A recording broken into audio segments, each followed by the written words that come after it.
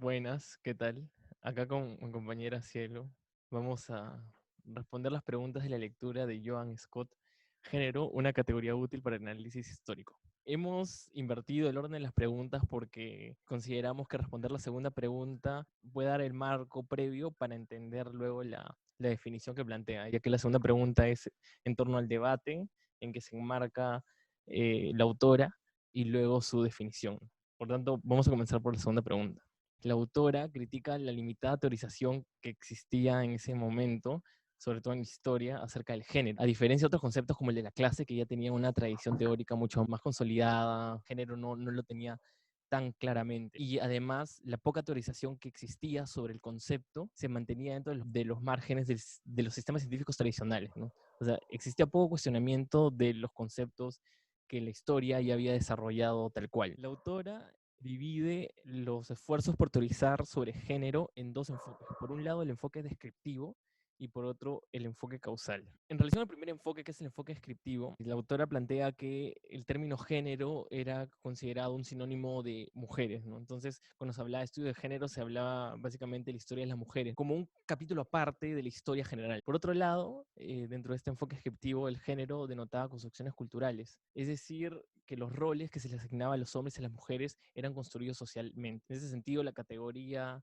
de género era una categoría social impuesta sobre un cuerpo sexuado, como ya mencioné. Por lo tanto, los estudios que se hacían desde el enfoque de género eran temas relacionados a las mujeres, a la familia o a los niños, ¿no? Pero no necesariamente conectado con el resto de la historia más tradicional, ¿no? Con la historia política, con la historia cultural, etcétera.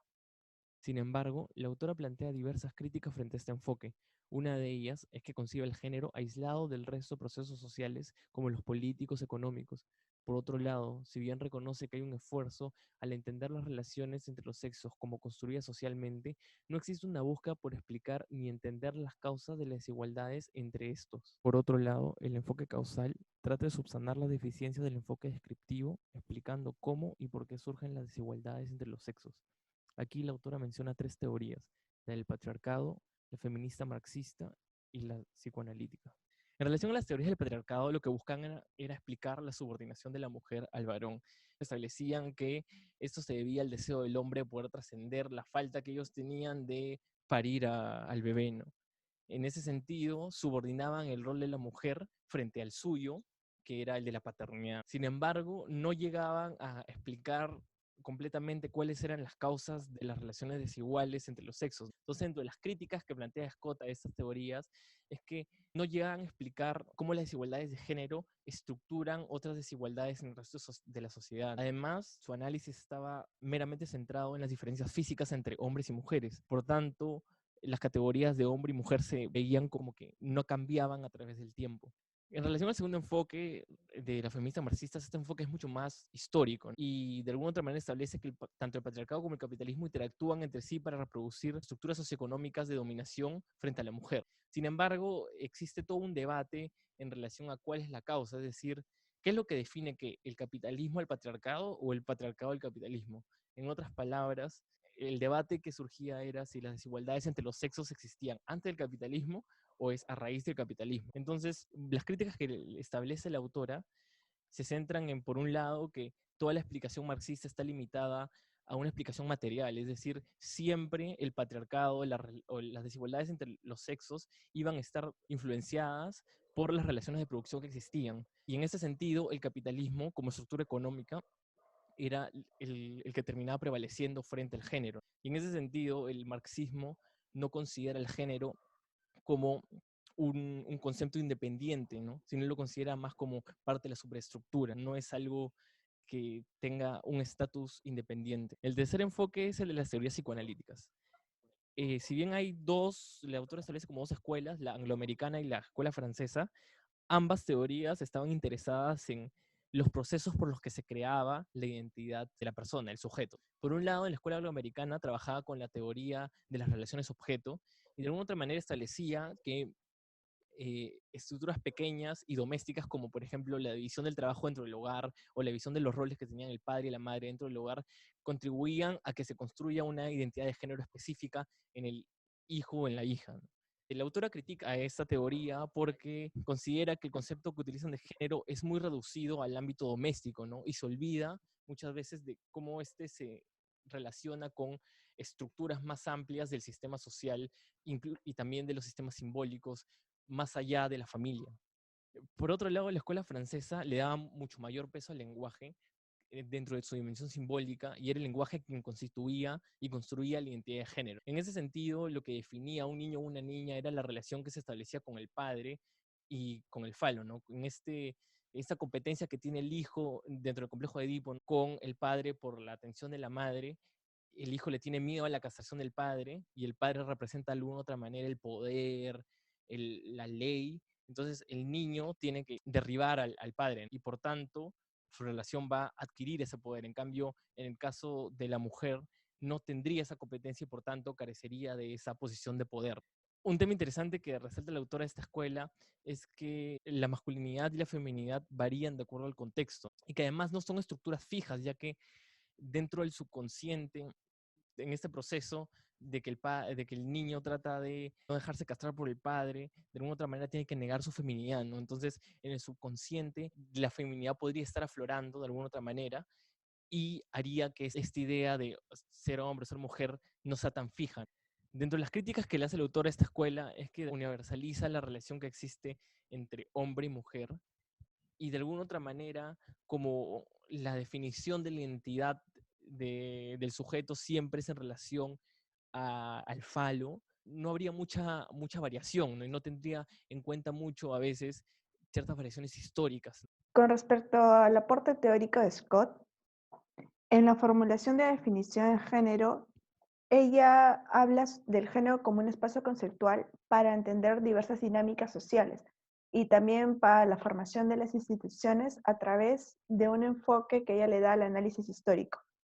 Esto no solamente incluye en la división sexual del trabajo, especialmente doméstico, sino para incluir otras nociones políticas referente a estas instituciones, tales como la educación, el mercado del trabajo y demás organizaciones sociales.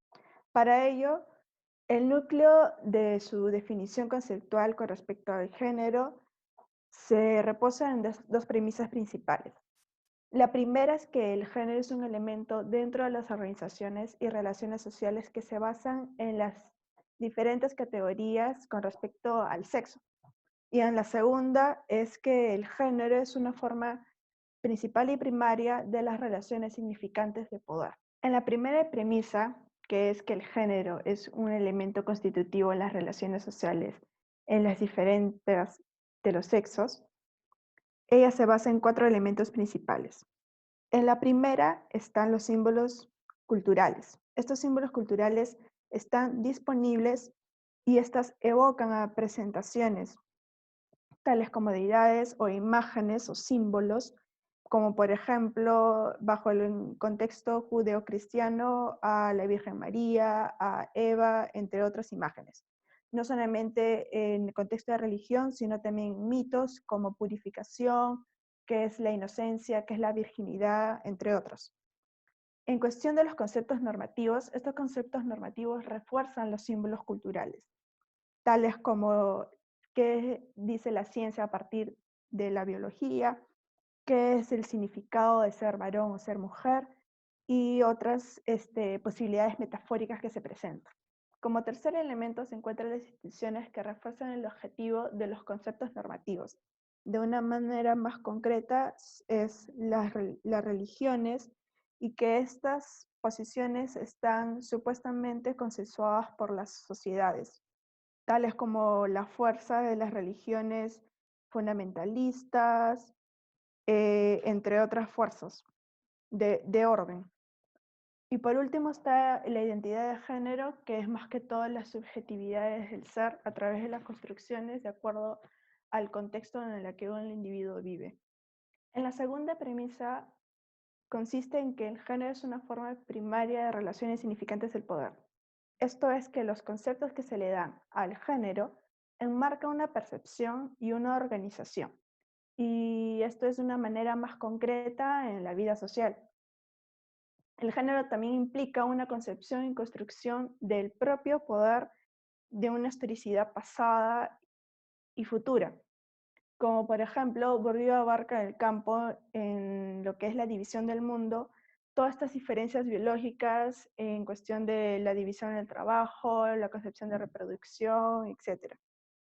Para ello, si bien dice que la diferencia sexual es una forma primaria de diferenciación significativa, no es la única. Ella utiliza el lenguaje conceptual para un modo de codificar el significado. Cuando dice que no es la única, significa que ella más se va al entorno de la política como unas áreas que principalmente no fue explorado, y en segundo, que la historia política ha sido una plaza fuerte de la resistencia a la inclusión de material e incluso de problemas sobre las mujeres y en sí en el género. Scott también utiliza el género para criticar algunos reinados con monarquías o la relación de gobernante y gobernado, tales como el paternalismo. También las relaciones de regímenes autoritarios y el control de las mujeres ha sido denunciada, pero también no ha sido suficientemente estudiada. La diferencia sexual también se concebía en términos de dominación y control de las mujeres. Otras formas también de crítica política con relación al género, el estado del bienestar. Como dije anteriormente, el paternalismo, como leyes dirigidas a mujeres y niñas principalmente. Es por ello que ella enmarca más que todo la historia política que ha venido desempeñando un papel en el campo del género y lo cual le considera importante.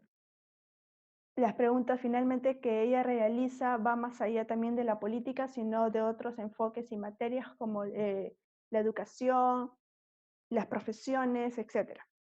Con respecto a la tercera pregunta y sobre la relación que tiene este concepto, la utilidad que tiene este concepto para nuestra disciplina, que es la sociología, creemos que es sumamente importante ya que permite ver el género más allá de simplemente roles asignados de acuerdo a un contexto, sino que más bien permite ver que el individuo está influenciado por normas, símbolos, instituciones que lo llevan a construir una determinada identidad, ¿no? De acuerdo al contexto en el que vive y su propia subjetividad también. A partir de la influencia que presenta el individuo en la sociedad, es por eso que el concepto de género plantea una variedad compleja de formas de ser, el ser hombre o el ser mujer, además de que existen otras variedades dentro de esta ya históricamente vistas, pero no analizadas. Además, problematizar estas formas de ser conlleva reformular las acciones no aceptadas de los individuos dentro de la sociedad y llevarlo a las otras formas aceptadas. Esto quiere decir las preferencias sexuales, los roles profesionales asignados, la reformulación de categorías de estudios de crímenes, entre otros.